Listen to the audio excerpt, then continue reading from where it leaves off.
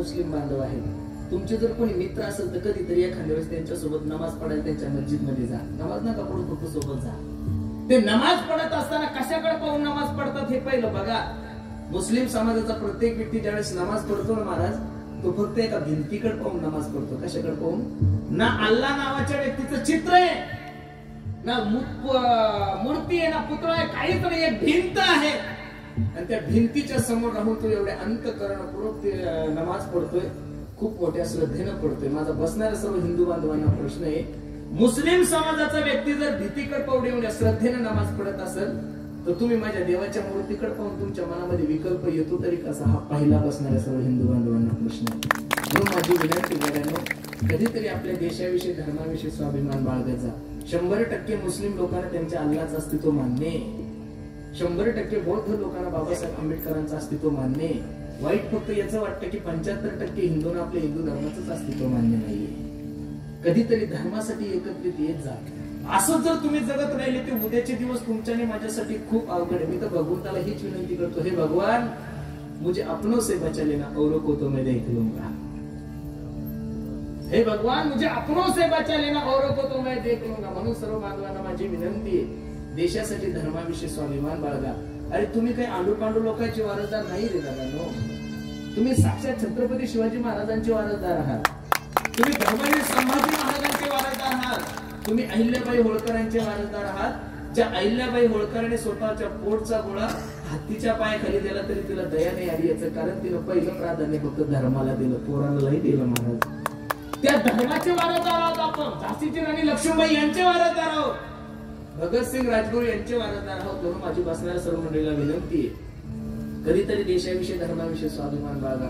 संघटन करा, एकत्रित या. मुस्लिम समाजांच्या व्यक्तीने हिरवा झेंडा वर केला तर सर्व मुस्लिम बांधव त्या झेंड्याखाली जाऊन बसतात. बौद्ध धर्माच्या लोकांनी निळा झेंडा वर करून त्या सर्व बौद्ध बांधव त्या झेंड्याखाली जाऊन बसतात.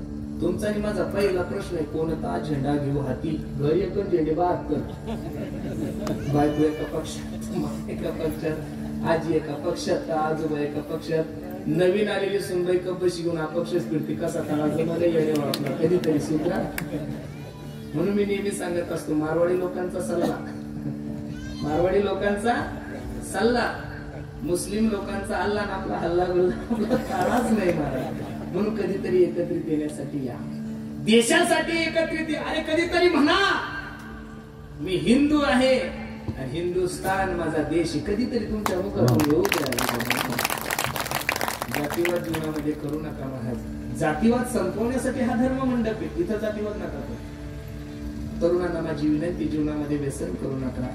मला आनंद वाटतो महाराज की ह्या वर्षी छत्रपती शिवाजी महाराजांची जयंती, डॉक्टर बाबासाहेब आंबेडकरांची जयंती खूप थाटामाटात केली महाराज. पण खरं सांगू का तुम्हाला, डॉक्टर बाबासाहेब आंबेडकर आम्ही पुस्तकात वाचलेले. डॉक्टर बाबासाहेब आंबेडकर आम्ही पुस्तकात वाचले. छत्रपती शिवाजी महाराज आम्ही पुस्तकात वाचले, मालिकेत पाहिले, पिक्चर मध्ये पाहिले, कवितेत ऐकले, सगळीकडे ऐकले. पण हे दोन लोक अजून आम्ही कोणाच्या आचरणात पाहिलेच नाही महाराज. ज्या दिवशी आचरणात येईल त्या दिवशी भारत खरा मोठा होईल. जयंत्या साजऱ्या करणं म्हणजे त्या मोठ्या लोकांच्या जीवनातले काहीतरी सात्विक गुण आपल्या जीवनामध्ये घेणं, हीच खरी जयंती आहे. छत्रपती शिवाजी महाराजांची जयंती असो का धर्मवीर संभाजी महाराजांची जयंती असो, कोणाची का जयंती असे नाही, जयंती करत असताना, त्या महात्म्याचा उत्सव साजरा करत असताना, त्या मोठ्या व्यक्तीचा उत्सव साजरा करत असताना त्या व्यक्तीने जीवनामध्ये काय केलं, उघड डीजे लावणे, दारू पिणे हे त्यांनाही मान्य नाहीये. बसणाऱ्या माय बापांना माझा प्रश्न आहे, तुम्ही दारू पिऊन घरी गेल्यानंतर तुमच्या बापाने म्हणलं का या या या पाटील खूप दिवे लावले तुम्ही, असं म्हणलं तुमचा बाप कधी शाबासकी दिली? नाही नाही नाही. मग तुम्ही पेलेली दारू जर तुमच्या बापाला आवडत नाही तर माझा छत्रपती अख्ख्या महाराष्ट्राचा बाप होता, त्या बापाला तुम्ही दारू पेलेली कशी आवडत नाही? म्हणून तरुणांना माझी विनंती, बाकी नाही काही केलं तरी चालत, प्रत्येकाने जीवनामध्ये व्यसन नका करू. जीवनातला सगळ्यात मोठा दागिना जर काय असेल तर तो संस्कार आहे महाराज. काय संस्कार आहे. म्हणून प्रत्येकाने देशाविषयी धर्माविषयी स्वाभिमान बाळगा, निर्व्यसनी जीवन जगा. अजून सर्वांना विनंती, प्रत्येकाने आपल्या आई वडिलांची सुद्धा सेवा करा महाराज. मी तर खरं सांगू का, या जालन्यापासून तर औरंगाबाद पर्यंत तुमचे जेवढे गाव आहे ना, मी तुमच्या परिसरात लग्नाला वगैरे असतो, या एवढ्या परिसराला लग्नासाठी कायमस्वरूपी लॉकडाऊन पाहिजे आमदार साहेब. या परिसरात एवढे मोठे लग्न होतात तेवढे महाराष्ट्रातही होते. दादा होतात का? दादाला माहिती, कारण की आम्ही आमच्या त्या बारकीच्या लग्नाला लोक किती बाबा लोक आहे का ते आहे का, किती लग्न करतात, काय समृद्धी गेलाय तुमचा. एवढा पैसा कुंभमेळ्यात थोडा जाणार का यार, मग हे करतील काय दुसरं. म्हणून लग्नासाठी तर महाराष्ट्रात कायमस्वरूपी लॉकडाऊन पाहिजेत. मी माझ्या छोट्या भावाचं लग्न केलं फक्त 1,500 हो पाटणकर पाव 4 टू व्हीलर गेलं. म्हातारा नाही म्हातारीने काही नाही, माझी मोठी गाडी सुद्धा नाही, टू व्हीलरवरच गेलो. फक्त 300-300 पेट्रोल टाकलं घरी आलं. 1,500 लग्न काही नाही मला एकदम काउंटिंग, काही टेन्शन नाही.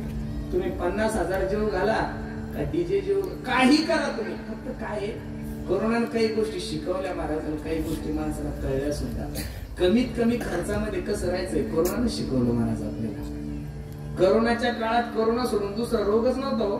नाही तर तुम्ही कोणत्याही डॉक्टरकडे जाता, डॉक्टर म्हणतो पेशी कमी झाल्या आणि पेशी वाढल्या, पेशी कमी झाल्या आणि पेशी वाढल्या. महाराष्ट्रातल्या सगळ्या डॉक्टरांना माझा प्रश्न आहे, 2 वर्ष पेशी कुठे गेल्या असत्या, कुंभमेळ्यात गेल्या का झोपल्या बघा ना. 2 वर्ष पेशी वाढल्याच नाही कोणाच्या. 2 वर्ष एकही पोरगा आजारी नाही पडलं लहान लेकरू. नाही आता बघा तुम्ही हे बाल सगळे कोणी सर्दी न, कारण काय एक मोठा रोगाचं नाव मोठं करून दिलं, बाकी काही नाही ना शुगर. कारण की 2 वर्ष आपण फक्त स्वतःच्या घरचं आणि बायकोचं ताजं खाल्लं, त्याच्यामुळे तब्येती चांगल्या राहिल्या महाराज. नाही तर एरवी दररोज हॉटेल खाऊ त्याच्यामुळे सगळा प्रॉब्लेम होऊन गेला.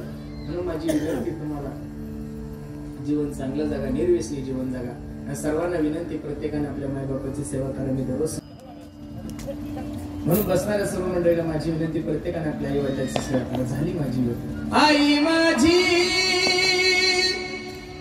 मायेचा सागर, आवाज कमी कर थोडासा. दिला तिने जीवनाला आधार, तळपत्या उन्हात आणि रखरखत्या रानात, राहिली समाजासाठी तू ग कष्टाच्या घामात. कधी मिळेल मुठभर घास, कधी घडे तिला उपवास, ओल्या मातीतून चालताना उडविले काट्याचे फास. आई माझी मायेचा सागर, दिला तिने जीवनाला आकार. अगन भीची चांदणी तू ग, चंदनाची कोर, शीतल तुझी छाया मला हवी जीवनभर. तुझ्या शीतल छायेमध्ये उभ आयुष्य जा. आई देवापासी मी ग, आई तुलाच ग मागेन. आई माझी मायेचा सागर, दिला तिने जीवनाला आकार.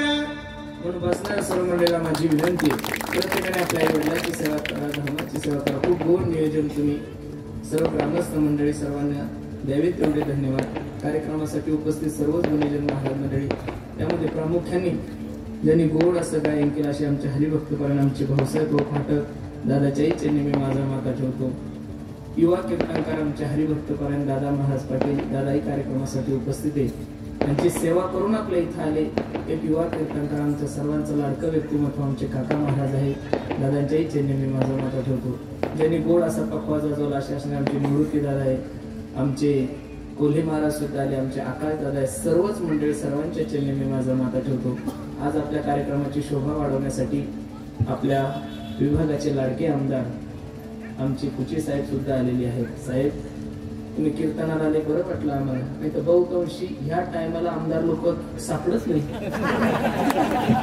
पण तुम्ही आमदार नंतर आहे, पहिले आमचे जातीचे म्हणजे माळकरी येतो. नाही तर बहुतांशी ह्या टायमाला आमदार विरबावर सापडतात. हे आमदार कीर्तनात सापडतात कारण ते हिंदूवादी पक्षाचे आमदार म्हणून कीर्तनात सापडतात. महाराज कसं सांगतो, तुम्ही कोणी म्हणा का नका म्हणू महाराज, ते आहे ते रक्तातच आहे. हा मेन प्रॉब्लेम हे. असो, खूप सुंदर आहे. द्यावे तेवढे धन्यवाद तुम्हाला सर्व मंदिर आहे. आणि